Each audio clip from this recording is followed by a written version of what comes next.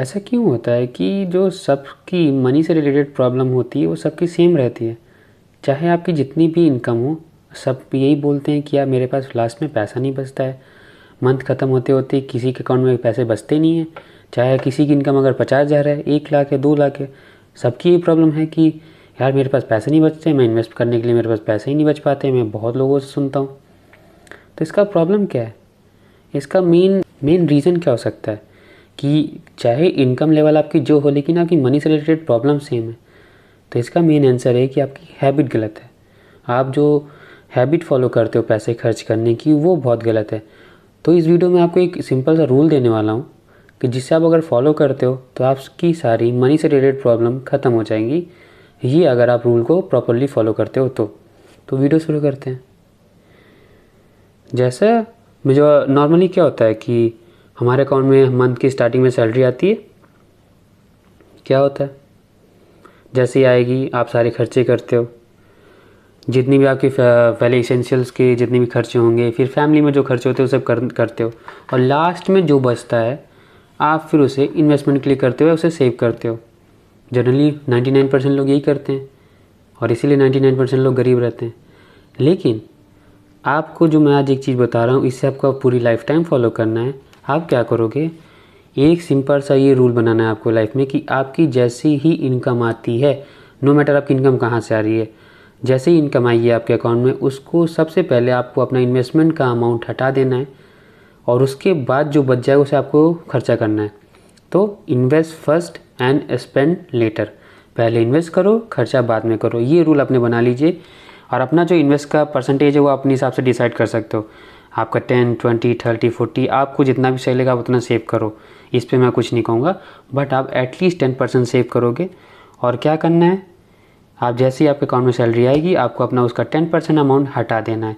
अभी मैं आपको ये भी बताऊँगा कि आपको उसे कहाँ लगाना है, ये भी बताता हूँ। अभी आपको कहाँ लगाना है ये चलिए जानते हैं।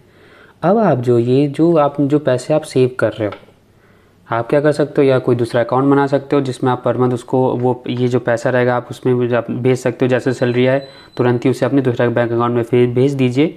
तो इससे ये रह जाएगा ना कि आपको पता ही नहीं रहेगा कि आपके पास पैसे हैं। जब आपको अपने अकाउंट में पैसे नहीं दिखते हैं तो आप उसे खर्चा नहीं करते हो।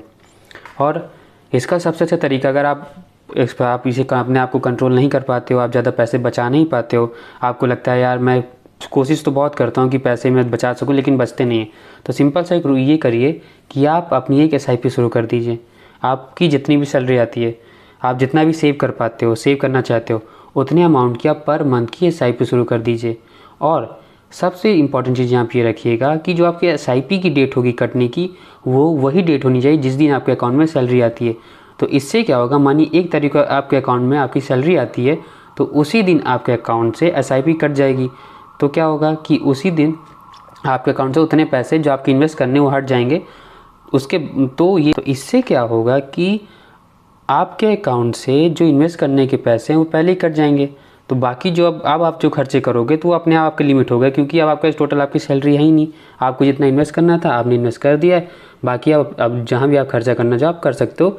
आपको ये रहेगा कि मुझे जितना सेव करना था उतना मैं कर चुका हूँ और अब मैं खर्चा कर सकता हूँ। और इससे जानते हो अच्छी चीज़ ये होगी, और SIP को आप ऑटो डेबिट कर दीजिएगा कि पर मंथ वो अपने आप करती जाएगी। तो आपको कुछ अपने दिमाग में प्रेशर नहीं होगा और आपको पता भी नहीं चलेगा कि धीरे धीरे ये SIP अपने आप करती रहेगी।